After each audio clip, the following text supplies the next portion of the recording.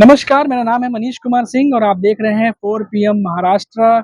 और जैसा कि आपको पता है कि महाराष्ट्र में 5 चरणों में मतदान होने हैं, जिसमें से 4 चरणों में मतदान जो है वो हो चुके हैं और 5वां चरण जो है वो 20 मई को है, जहां वोटिंग होगी 13 सीटों पे और जिसमें मुंबई की 6 सीटें भी शामिल हैं इन 13 सीटों में।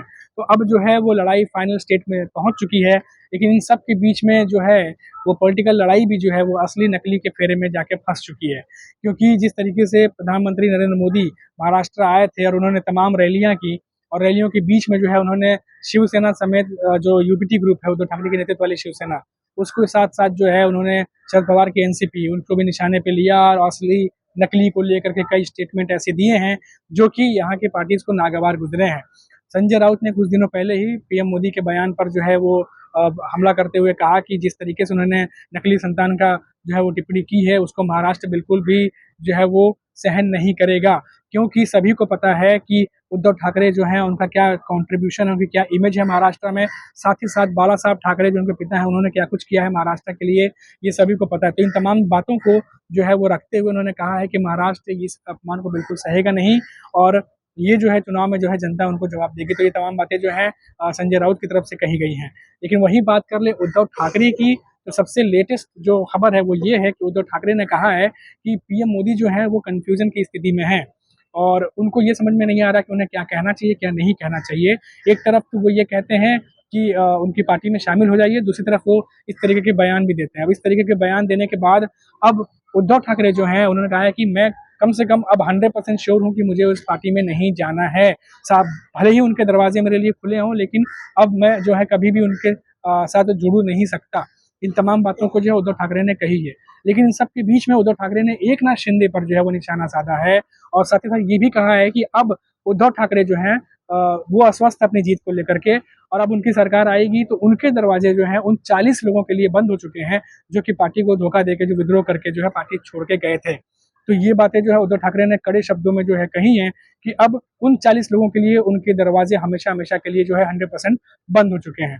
इसके अलावा उद्धव ठाकरे ने कुछ और जरूरी बातें जो है वो कही हैं, जिसमें से ध्यान देने वाली बात यह है कि उन्होंने कहा है कि एकनाथ शिंदे की सरकार में जितने भी काम चल रहे हैं, चाहे वो एमएमआरडीए के अंतर्गत हो, चाहे वो धारावी को रीडेवलपमेंट में भेजना हो, अडानी जो है वहां पे प्रोजेक्ट को हैंडल कर रहे हैं, वो तमाम चीजें सबका रिव्यू किया जाएगा और जरूरत पड़ी तो इन्वेस्टिगेशन भी किया जाएगा। तो ये बातें जो है उद्धव ठाकरे ने कही हैं।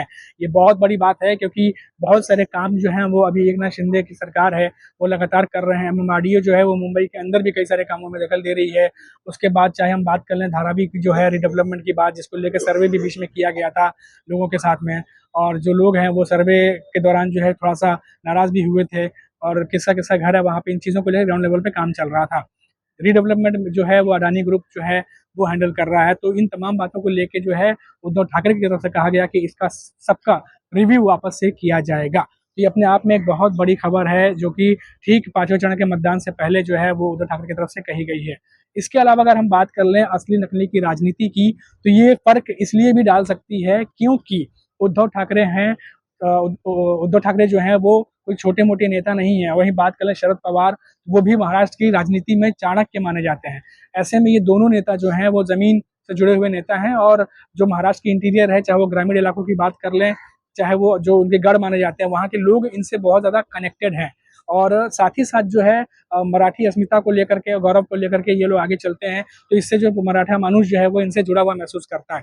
ऐसे में अगर ये मोदी की तरफ से असली नकली जैसे बयान दिए जाते हैं तो जाहिर सी बात है इसका नुकसान जो है वो जरूर उठाना पड़ सकता है इन चरणों के मतदान में जो अभी होने वाले हैं, या फिर ये 5वें चरण के मतदान में। क्योंकि फिर से मैं बताऊंगा कि ये नेता जो है वो जमीन से जुड़े हुए हैं। इसी इसी के अंतर्गत जो है मैं ये भी बता दूं आपको कि उद्धव ठाकरे जो हैं इस बीच कम से कम उन्होंने 2 दर्जन से ज्यादा रैलियां की हैं महाराष्ट्र में, और 2 दर्जन से ज्यादा रैलियों में उन्होंने बहुत ज्यादा जो है महाराष्ट्र को कवर किया है। चाहे वो ग्रामीण इलाके हों, चाहे वो महाराष्ट्र के इंटीरियर हो, वो तमाम जगहों पर गए हैं जहाँ पर लोगों के साथ उन्होंने जो है सामंजस्य स्थापित किया है और रैली को संबोधित किया है। और क्या कुछ उन्होंने किया है और क्या कुछ गवर्नमेंट नहीं कर पा रही है उनके लिए, वो तमाम बातों को है जो उन्होंने कहा है। वहीं अपना मैनिफेस्टो जो भी है वो भी उन्होंने जो है एकदम चुनाव के दौरान जो है वो लॉन्च किया था, लोगों के सामने लेकर के वो आए थे कि वो क्या करने वाले हैं। तो इन तमाम चीज़ों को लेकर के जो है लोग उनसे काफ़ी जुड़ा हुआ महसूस कर रहे हैं। अभी एक वीडियो भी आया था जहाँ पर उद्धव ठाकरे जो हैं वो बारिश हो रही थी बहुत तेजी से रैली के दौरान, और उद्धव ठाकरे खड़े होकर भाषण दे रहे थे और उन्होंने कहा था कि मैं यहाँ खड़े होकर भाषण दूंगा, क्या आप लोग हमारे साथ यहाँ खड़े हैं।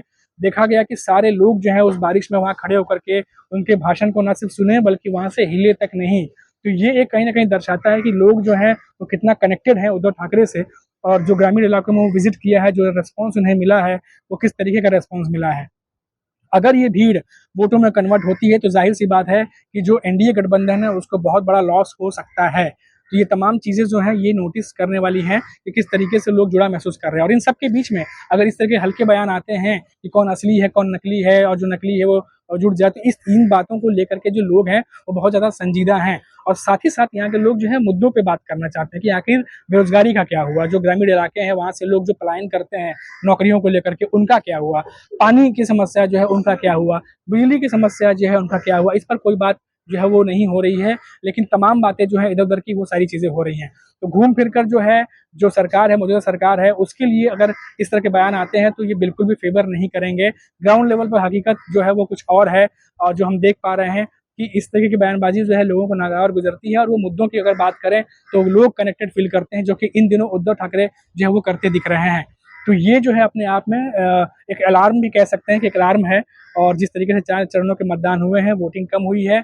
अब देखना होगा कि 20 तारीख को जो है वो 5वें फेज़ का मतदान है। 13 सीटों पर ये मतदान होने हैं, जिसमें से मुंबई में भी जो है 6 सीटें हैं, और कई सीटों पर जो है वो शिवसेना बनाम शिवसेना है।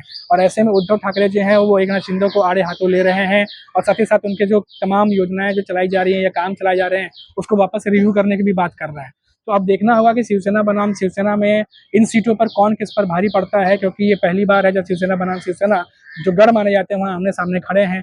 उदाहरण के तौर पर अगर हम थाने को ले लें तो वहाँ शिवसेना बनाम शिवसेना है।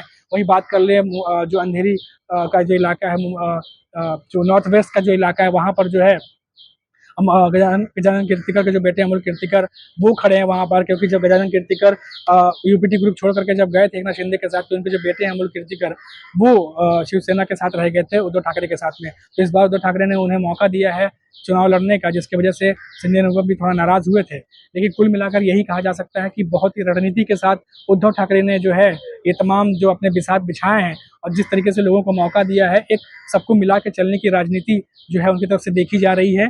और इसीलिए जो है जब तमाम बयान उनके खिलाफ जब आ रहे हैं तो कहीं ना कहीं ये जो बयान है हल्के ये बैकफायर न कर जाए उन्हीं को जो ये बयान दे रहे हैं। और उद्धव ठाकरे जो है लगातार रैलियां कर रहे हैं। तो कुल मिलाकर देखा जाए तो अब ऐसा लग रहा है कि 5वें चरण का मतदान जो है बहुत ज़्यादा इंपॉर्टेंट साबित होने वाला है, क्योंकि आखिरी चरण का मतदान है। 13 सीटें जो हैं, सबसे ज़्यादा सीटें 13 सीटों पर मतदान होगा। अब देखना होगा कि ये जो बयानबाजी की गई है जो पीएम मोदी की तरफ से, ये किस तरीके से जो है फेवर करती है उन्हें, या फिर बैकफायर करती है, या उद्धव ठाकरे के सपोर्ट में जो है ज़्यादातर लोग इस बयान के बाद अब जाते हैं। अब ये जो है देखने वाली बात होगी, और 20 मई को जब वोटिंग होगी तो उसके बाद किस तरह का क्या रिस्पॉन्स आता है, अब तो 20 मई को ही मालूम चलेगा। तो फिलहाल अभी के लिए मुझे दीजिए इजाज़त, और आप देखते रहिए 4 PM महाराष्ट्र। नमस्कार।